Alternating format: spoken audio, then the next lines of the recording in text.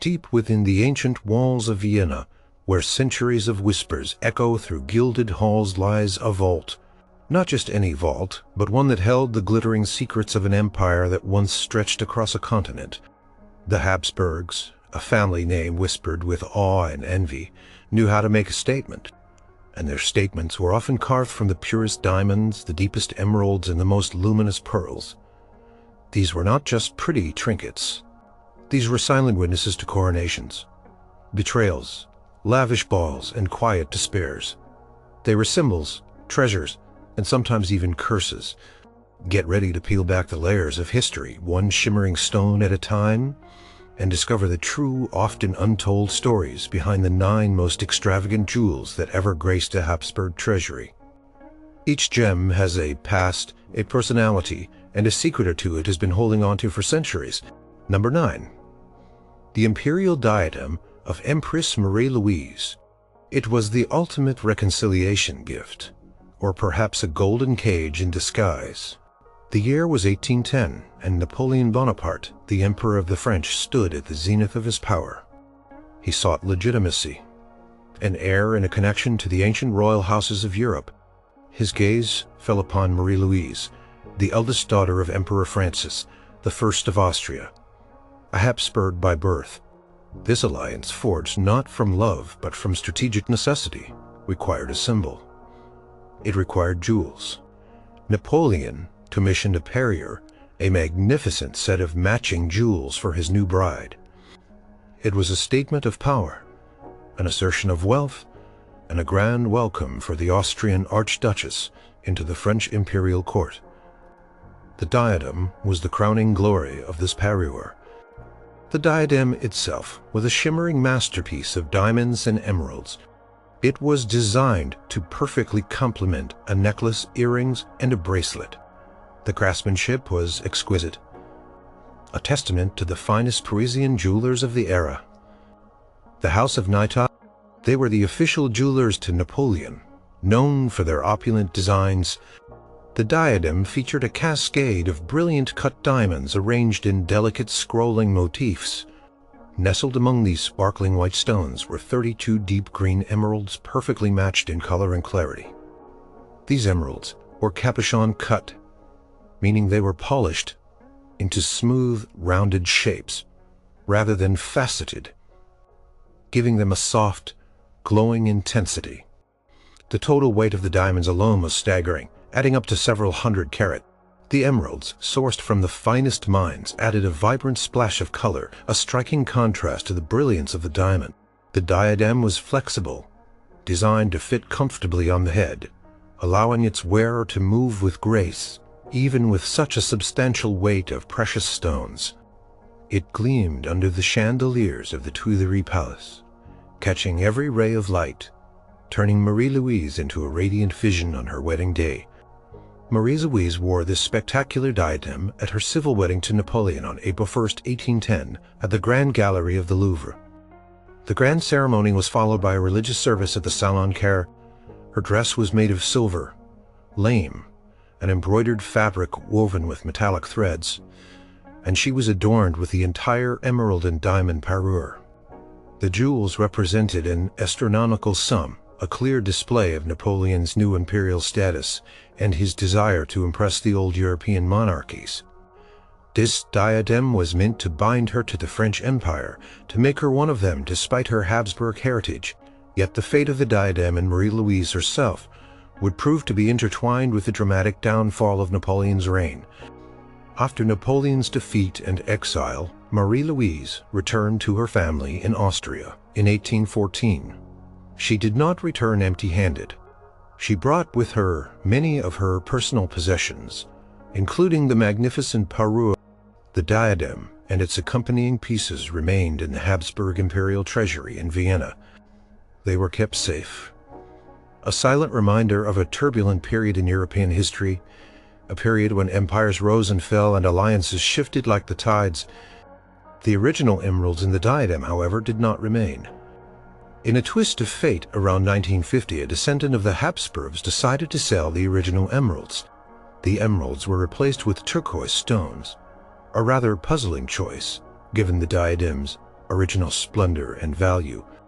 This transformation altered the diadem's appearance, significantly changing its character from a verdant masterpiece to something entirely different. The reasons for this specific change remain a subject of historical interest, but the physical alteration stands as a clear fact. The original emeralds from Marie Louise's diadem were eventually acquired by Van Cleef and Arpels, the renowned Parisian jewelers, and were later purchased by Marjorie Merriweather Post, a prominent American socialite. The diadem, now with its turquoise stones, still resides in the imperial treasury at the Hofburg Palace in Vienna, a centerpiece among other Habsburg treasures. It is displayed for all to see, a tangible link to a story of political marriage, imperial ambition, and the surprising journey of jewels through centuries and across continents. It is a testament to the changing fortunes of empires and the enduring legacy of the Habsburgs, even when their daughters married into rival houses. The stones, though altered, whisper stories of a young archduchess thrust onto the world stage, a powerful emperor's grand gesture, and the silent strength of a dynasty that, against all odds, managed to reclaim a piece of its heritage, even if its original green glow had faded into a soft blue. Number 8. Empress Elizabeth's diamond stars. The woman was a legend in her own time, a dazzling, enigmatic figure who captivated an entire continent. Empress Elizabeth of Austria, often known as Sisi, possessed a beauty that was almost mythical. She was obsessed with her appearance, particularly her famously long, thick chestnut hair, which she spent hours tending to each day. To adorn this magnificent mane, she commissioned a unique set of jewels that would become synonymous with her image. These were her diamond stars, a collection of some 27 star-shaped ornaments, each intricately crafted and glittering with diamonds. These stars were not just decorative pieces. They were an extension of Sisi's ethereal persona, designed to sparkle in her hair like fallen constellations. Each star varied slightly in size and design, though they shared a common aesthetic. The most famous among them were 12 larger 10-pointed stars, crafted by the Viennese court jeweler Koschert. Each of these particular stars featured a central pearl, round and lustrous, surrounded by 10 points, radiating outwards, each point meticulously set with brilliant cut diamonds. The effect was dazzling. When nestled in Sisi's dark hair, they created a breathtaking illusion of a night sky, a private universe adorning her head. The diamonds themselves were of the highest quality, selected for their fire and brilliance, ensuring maximum sparkle under the gaslights of the imperial ballrooms. The craftsmanship was so delicate that the stars appeared to float weightlessly within her coiffure, held in place by fine pins that were almost invisible. Empress Elizabeth wore her diamond stars on countless occasions, from state banquets to private sittings for portraits. Perhaps the most iconic image of her, one that has been reproduced endlessly, is the painting by Franz Aver Winterhalter from 1865. In this masterpiece, Sisi is depicted in a white ball gown, her hair cascading around her shoulders, adorned with precisely these diamond stars. The painting cemented the star's place in history as a symbol of her unparalleled beauty and her somewhat unconventional style. She defied the rigid court etiquette of her time, and these stars, while extravagant, also possessed a certain whimsical quality that reflected her free spirit. They were often worn not as a single diadem, but individually placed throughout her elaborate hairstyles, allowing for a dynamic, ever-changing display of sparkle. The stars were not merely adornments for official functions. Sisi, known for her restlessness and her constant pursuit of beauty and health, also wore them in more intimate settings. She would spend hours with her hairdresser, Fanny Pfeifferlich, who was said to spend up to 3 hours a day styling the Empress's hair. During these sessions, the diamond stars would be carefully placed one by one, reflecting the light as Fanny meticulously arranged her famous braids and coils. Each star represented not only immense wealth, but also the personal vanity and artistic sensibility of a woman who felt trapped by her imperial role. The stars were a form of self-expression, a way for her to control at least one aspect of her highly scrutinized life. The story of the diamond stars took a poignant turn after Sisi's tragic assassination in 1898. Following her death, her personal belongings, including her beloved jewels, were distributed among her family members. The fate of all 27 stars is not entirely clear. Some were passed down, some were perhaps altered, and some may have been sold. However, 10 of the original diamond stars, those without the central pearl but still radiating with diamonds, eventually found their way into the possession of her granddaughter, Archduchess Elizabeth Marie, known as the Red Archduchess. Due to her socialist leanings, these 10 stars, a direct link to the legendary Empress, were later gifted to the Imperial Treasury in Vienna. They now reside in the Imperial Treasury at the Habsburg Palace, presented as a direct, tangible piece of Elizabeth's extraordinary life.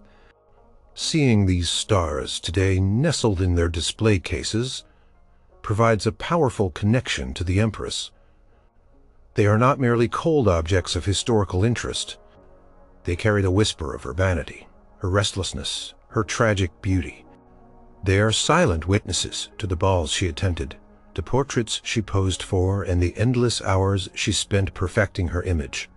Each star, small yet intensely brilliant, holds a fragment of a life lived under the brightest and often most unforgiving of spotlights.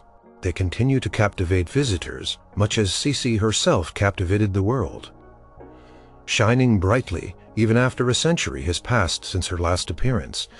Number 7. The miraculous emerald vase. This is not a traditional jewel meant for wearing, but a jeweled object so unique, so captivating, that it shines with its own light within the Habsburg treasury. It is known as the miraculous emerald vase, or sometimes simply the emerald vase. Its story begins not in the hands of a jeweler, but from a single, enormous, natural emerald crystal, believed to be one of the largest ever found.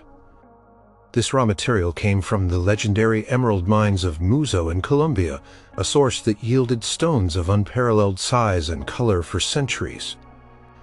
The vase itself is not small. It stands at a height of approximately 10.6 centimeters, or about 4.2 inches, and measures 7.6 centimeters, or about 3 inches in diameter. It was carved entirely from a single massive emerald crystal. The challenge of hollowing out such a brittle, precious stone without shattering it was immense. This feat of lapidary artistry was accomplished by Dionisio Miseroni, a master gem cutter from Milan, Italy. Miseroni was renowned across Europe for his exceptional skill in carving hard stones and creating intricate objects from single crystals. He completed this extraordinary piece in 1641. The emerald itself is of a magnificent deep green color, translucent and almost glowing from within. Its natural inclusions, small imperfections within the stone, are visible upon closer inspection, telling the story of its geological formation deep within the earth. The vase is shaped simply, with a flared rim and a narrow foot, emphasizing the pure beauty and size of the emerald itself. What makes this vase truly miraculous beyond the sheer audacity of carving an entire vessel from a single gem is its almost impossible journey. It arrived in the Habsburg collections as a gift. Ferdinand III, the Holy Roman Emperor, received it as a present from Cosimo II de' Medici, Grand Duke of Tuscany. The Medici family, known for their immense wealth and patronage of the arts, had a long-standing relationship with the Habsburgs. This gift was a diplomatic gesture, a token of alliance and friendship between two of Europe's most powerful families. The vase traveled from Florence to Vienna, carefully transported, a fragile testament to the delicate balance of power and alliances in 17th century Europe. Its very existence, a single perfect emerald, transformed into a functional object, seemed almost magical to those who beheld it. The vase was admired by generations of Habsburg emperors and empresses. It was not meant for everyday use, of course, but for display in the imperial cabinets of curiosities, those wondrous rooms filled with exotic and rare objects from across the world.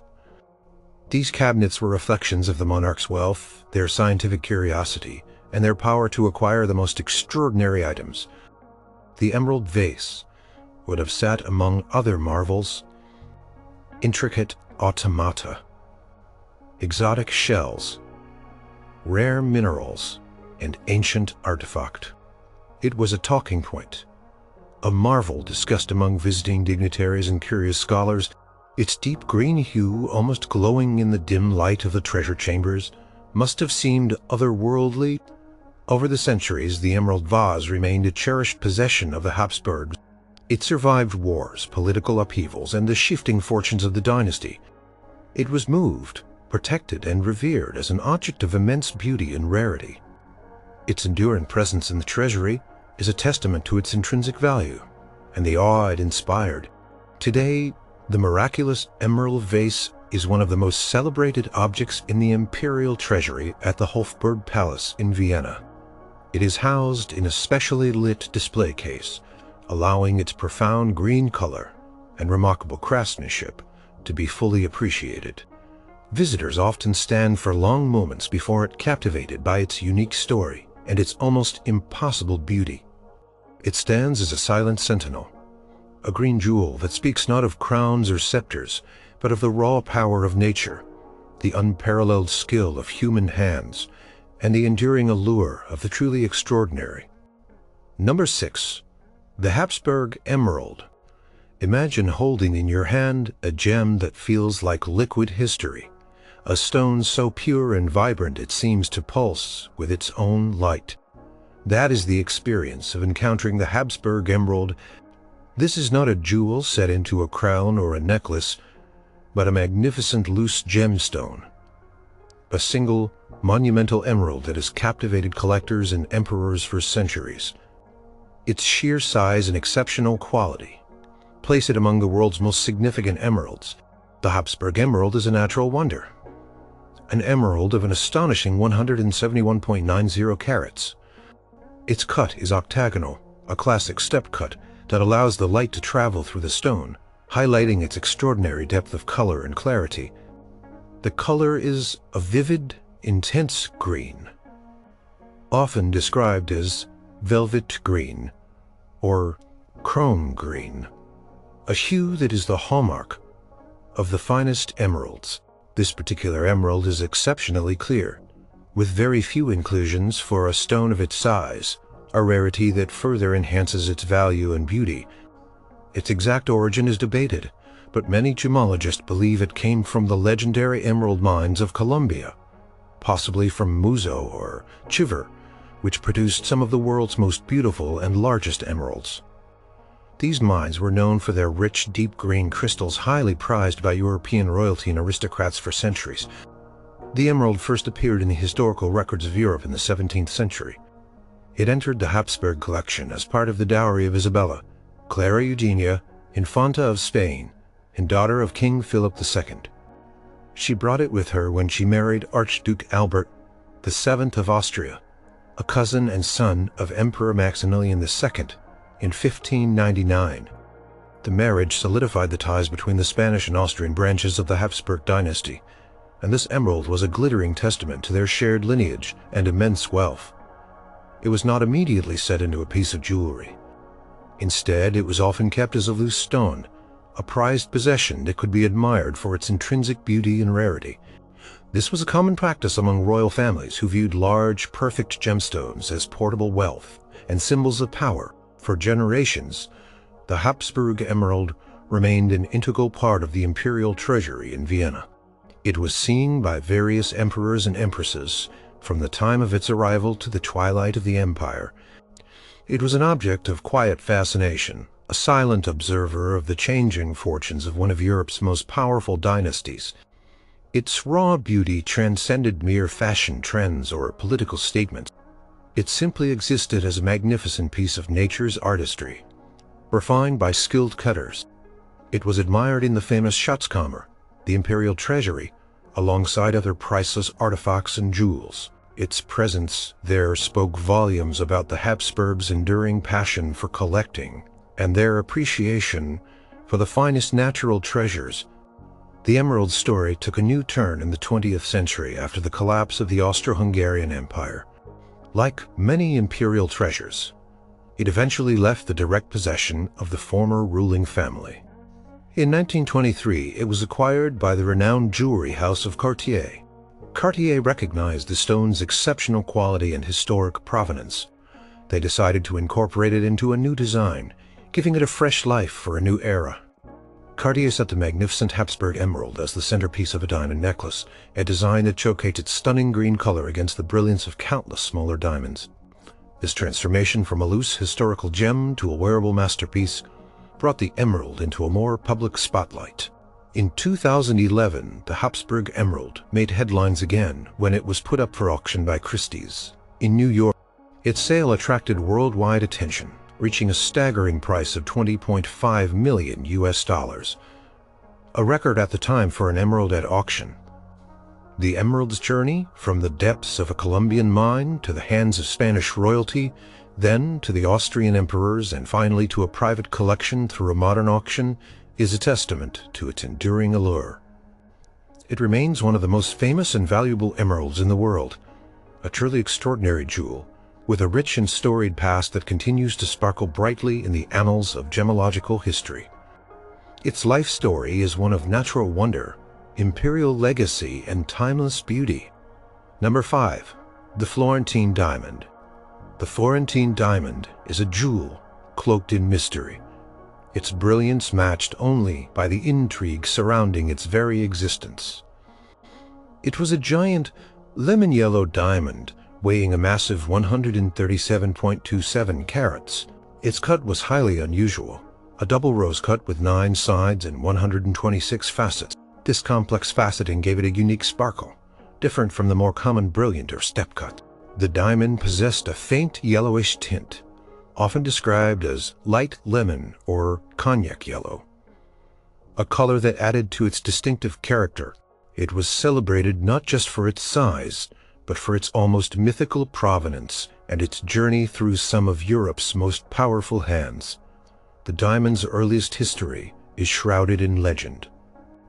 One popular story claims it was first discovered in India in the 16th century and brought to Europe by a Portuguese explorer. Another tale suggests it was looted from the Vijayanagara Empire during its fall in 1565. Whatever its true origin, the diamond eventually surfaced in the possession of the Grand Dukes of Tuscany, the Medici family. Ferdinand I de Medici, Grand Duke of Tuscany, is believed to have acquired it in the late 16th or early 17th century. It became known as the Grand Duke of Tuscany diamond during this period. A central jewel in their extensive collection, the Medici family proudly displayed it as a symbol of their wealth and influence, often setting it into various pieces of ceremonial jewelry. In 1677, the diamond passed into the hands of the Habsburg dynasty through marriage. Claudia Felicitas of Innsbruck, a member of the Tyrolean branch of the Habsburg family, inherited the diamond through her marriage to Leopold, the first Holy Roman Emperor. Upon her death, it passed to Leopold I, officially integrating it into the main Habsburg imperial treasury in Vienna.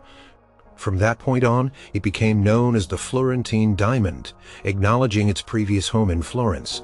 For nearly a century and a half, the Florentine diamond remained a prized possession of the Habsburg emperors. It was often mounted in the imperial crown of Austria, or adorned various pieces of state regalia. It was a silent witness to countless court ceremonies, diplomatic meetings, and royal celebrations. Maria Theresia, one of the most powerful and influential Habsburg rulers, often wore the diamond, appreciating its grand size and unique color. She understood its significance as a symbol of dynastic continuity and imperial power. It was one of the crown jewels, always carefully guarded, always a topic of admiration and discussion among the European elite. The diamond's most dramatic chapter began in 1918 with the collapse of the Austro-Hungarian Empire.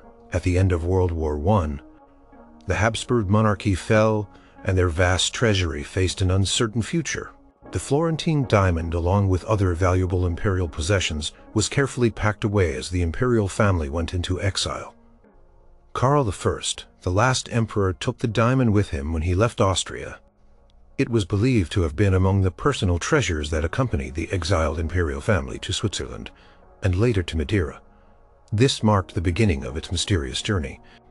After Karl I's death in 1922, the diamond was supposedly inherited by his second son, Archduke Robert.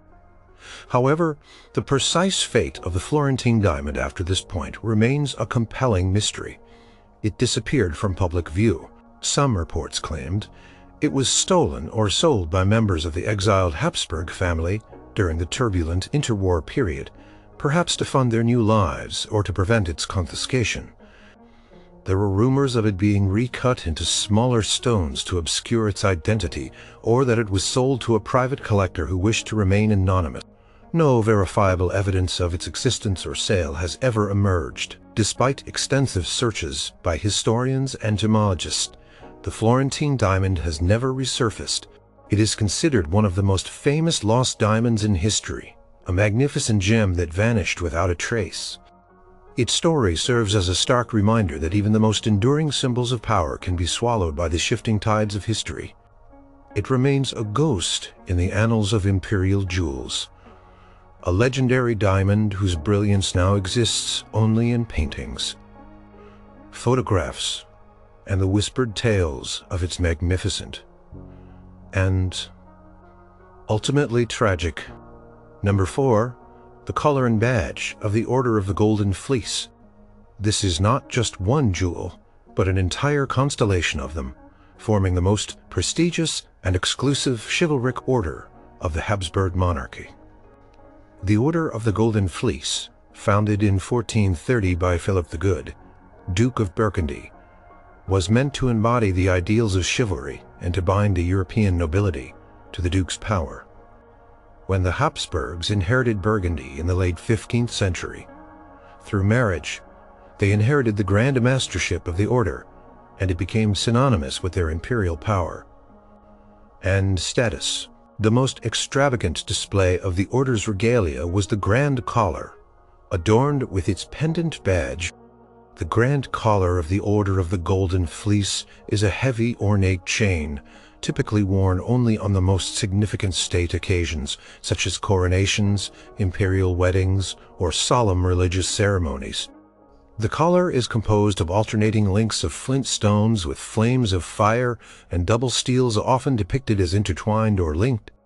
This intricate design, crafted from gold, reflects the order's ancient origins and its symbolic representations of perseverance and divine favor.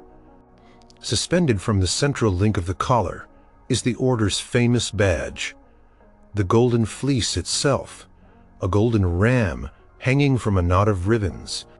This ram, cast in solid gold, represents the mythical Golden Fleece from Greek mythology, symbolizing adventure, wealth, and heroic achievement. The sheer weight and intricate detailing of the collar conveyed immense prestige. What makes the Habsburg version of this regalia truly extravagant are the specific examples that were heavily encrusted with diamond. While the order's regalia could be made in various materials, the most opulent versions were reserved for the emperors themselves. One famous example is a diamond-studded collar and badge where every available surface was adorned with hundreds of dazzling diamonds. The flames emanating from the flintstones were not just gold, but gold set with countless brilliant cut diamonds sparkling like real fire. The golden ram itself was studded with diamonds, making it shimmer and gleam with every movement. These diamonds were typically from the Habsburg Treasury, accumulated over centuries, and chosen for their exceptional clarity and cut. The effect was breathtaking, transforming a symbol of ancient chivalry into a beacon of imperial wealth and power. Emperors from Charles V to Franz Joseph I proudly wore the Grand Collar of the Golden Fleece. Charles V, perhaps the most powerful Habsburg ruler, wore it often, associating its prestige with his vast empire that spanned both the Old World and the New. For him, the Golden Fleece was not just an honorific. It was a visible statement of his inherited authority and his divine right to rule. Later emperors like Franz II and Franz Joseph I continued the tradition, understanding the immense historical weight and symbolic value attached to the collar. It was donned for their coronations, their jubilee celebrations, and for formal portraits that would be distributed throughout Europe. Each diamond on the collar seemed to echo the countless battles, treaties, and marriages that had shaped the Habsburg legacy. The Order of the Golden Fleece was incredibly exclusive. Its membership was limited to reigning monarchs and a select number of high-ranking nobles, ensuring its continued prestige. New members were invested with their own badge and sometimes a simplified version of the collar. But the Grand Master's collar, the one worn by the Habsburg Emperor, was unique in its opulence. The diamond-encrusted versions were often specially commissioned, touting the pinnacle of court jewelry craftsmanship. The story of the Golden Fleece is not just about the jewels themselves, but about the continuous history of a powerful dynasty asserting its dominance through ancient symbols, reimagined with astonishing wealth. Today, the most magnificent examples of the Order of the Golden Fleece's regalia, including diamond-set collars and badges, are preserved in the Imperial Treasury in Vienna. They are not merely museum pieces. They are tangible links to a bygone era of imperial grandeur, a time when such orders served as powerful political tools and magnificent displays of personal and dynastic wealth. When you stand before the glittering display of the Golden Fleece collar, it is easy to hear the echoes of grand pronouncements, solemn oaths, and the silent, shimmering power of an empire built on both political acumen and dazzling displays of opulence. Each diamond tells a silent story of centuries of power, tradition, and unwavering prestige. Number 3. The Imperial Scepter.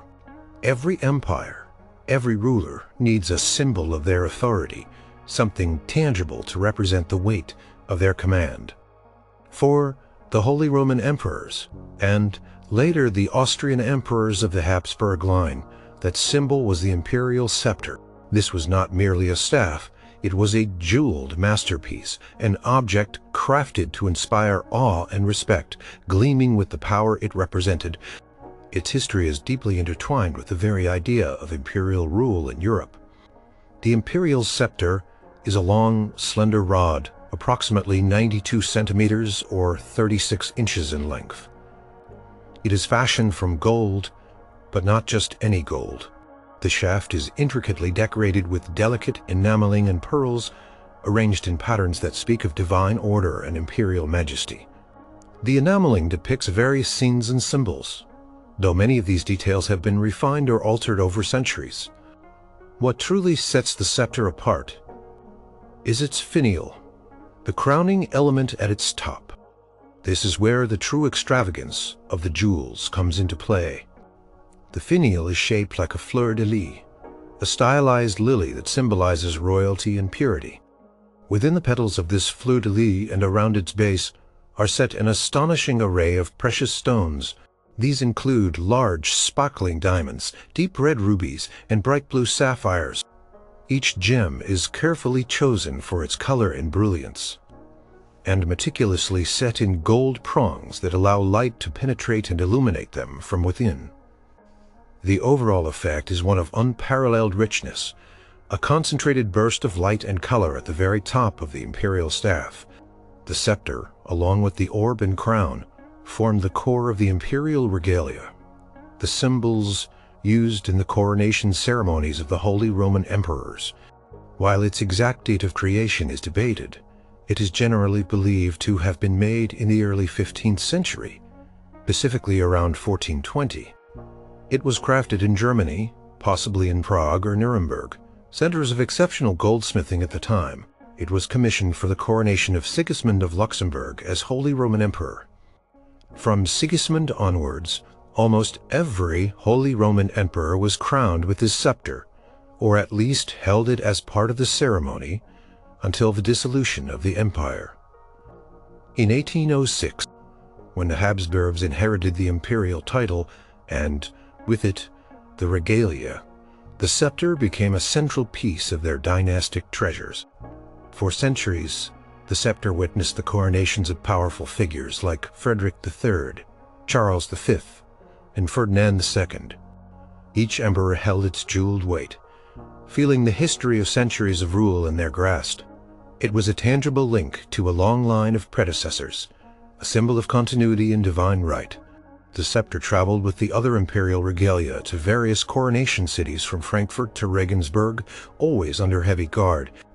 Its pearls and gems absorbed the light from countless cathedrals, reflecting the solemnity of the coronation rites and the cheers of the crowds.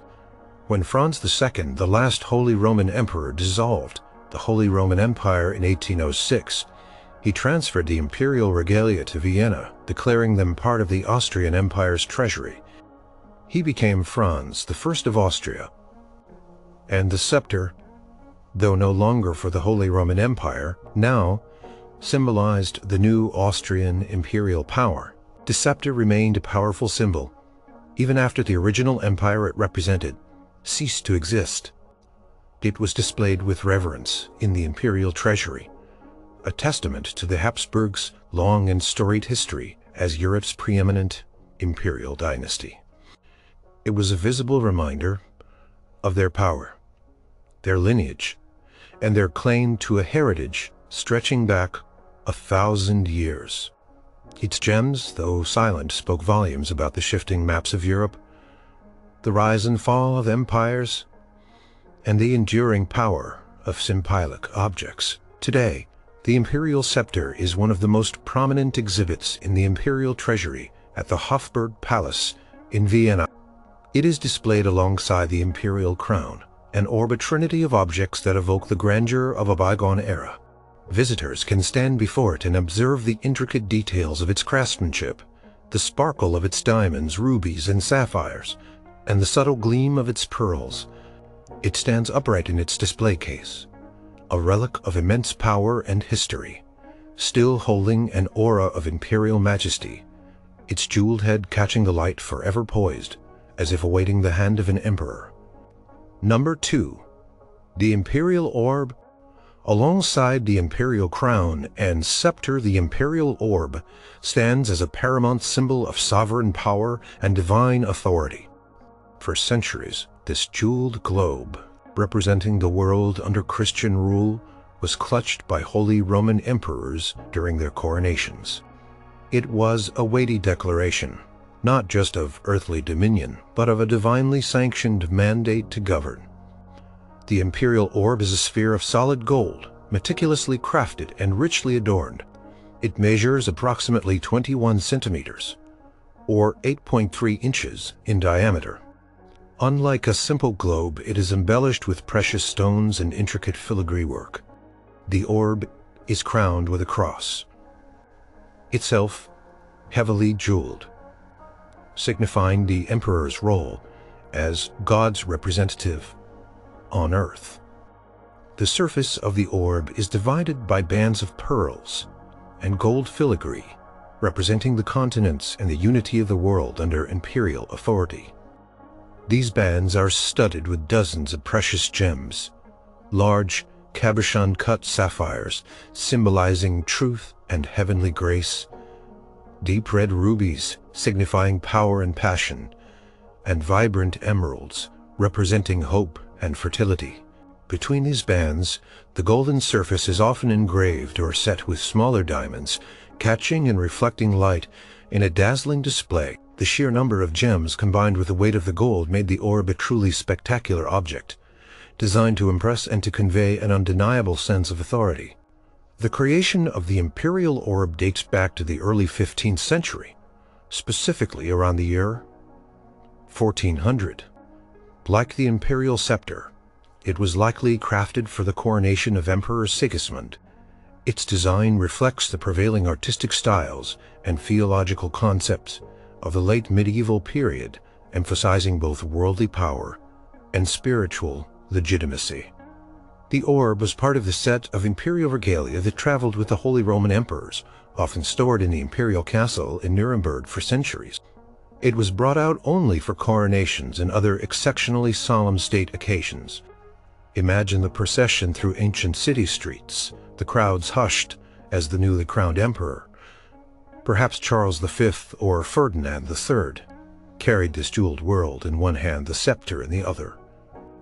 Each gem on the orb would have glinted under the sunlight, amplifying the sense of imperial splendor and divine sanction.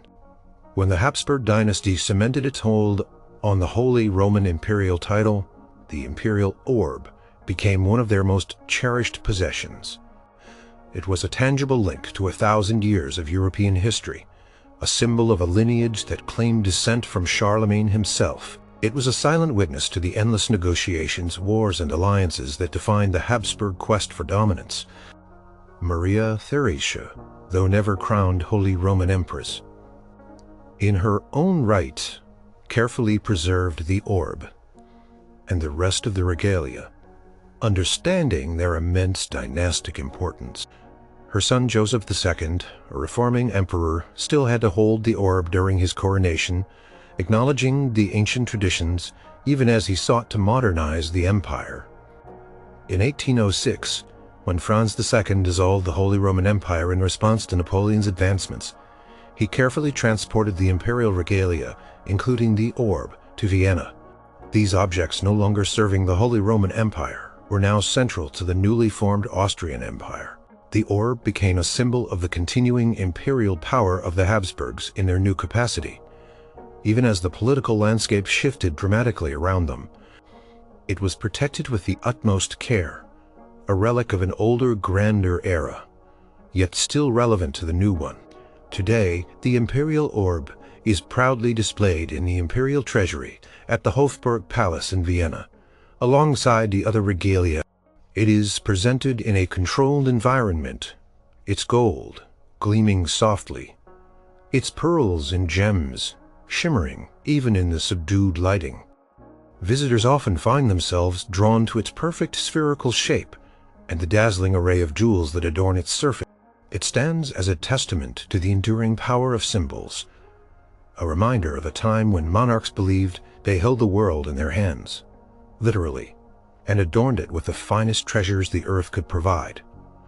The orb continues to exert its quiet, jeweled power, a silent witness to history's grandest ambitions. Number 1. The Austrian Imperial Crown, Crown of Rudolf II. This is the ultimate symbol, the pinnacle of Habsburg splendor, a crown that is both a work of art and a declaration of imperial might.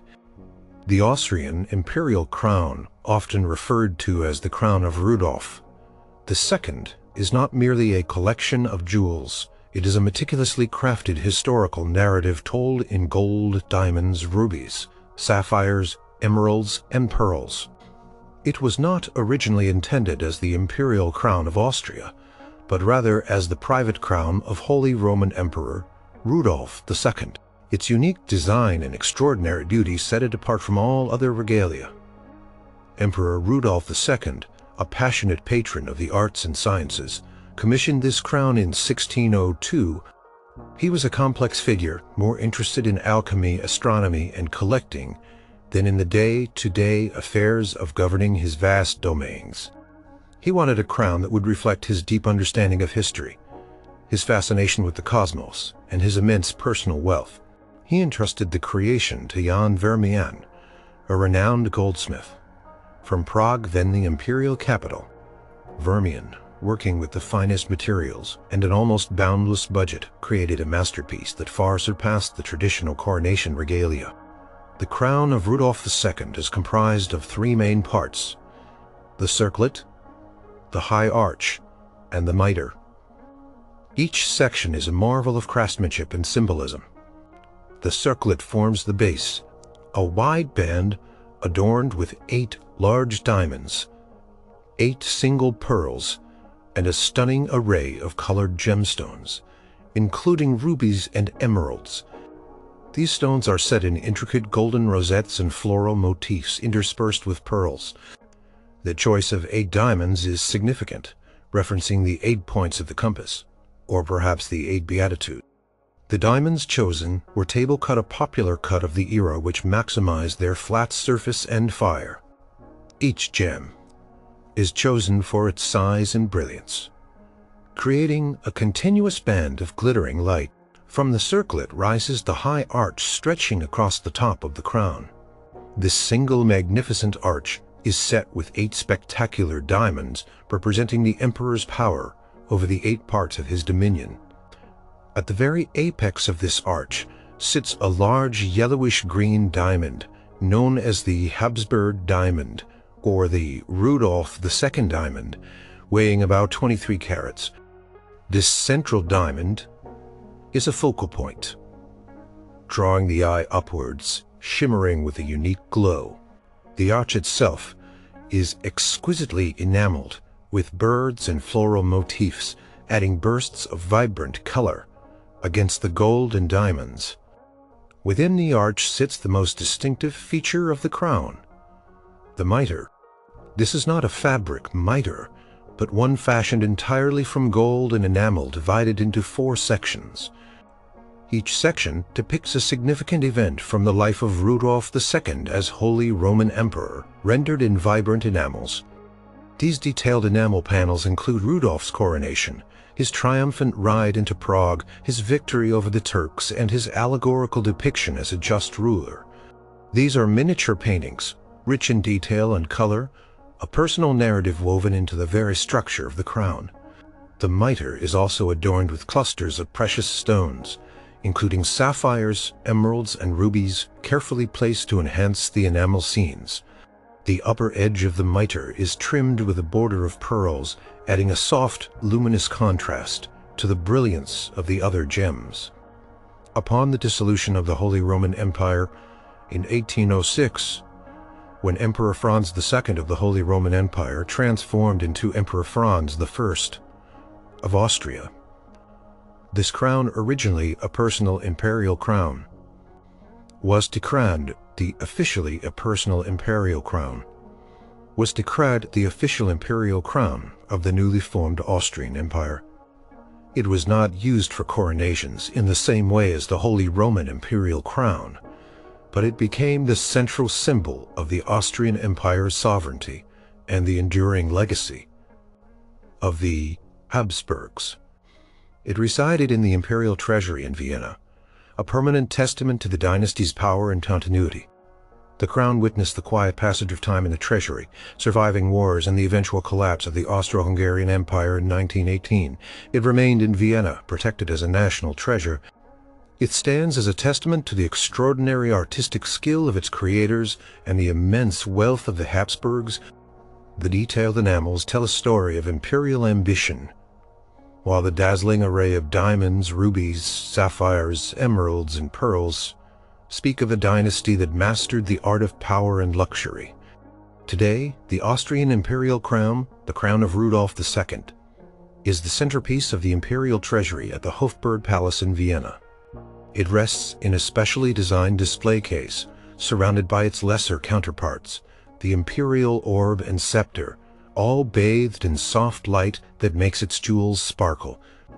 Visitors from around the world stand before it, mesmerized by its intricate beauty and the weight of history it carries. Each gem, each enamel scene whispers tales of emperors and empires, of art and ambition, standing as a silent, glittering monument to one of the most powerful and enduring dynasties in European history. Its extraordinary collection of gems and its deeply symbolic design make it the most extravagant and historically significant jewel in the entire Habsburg treasury.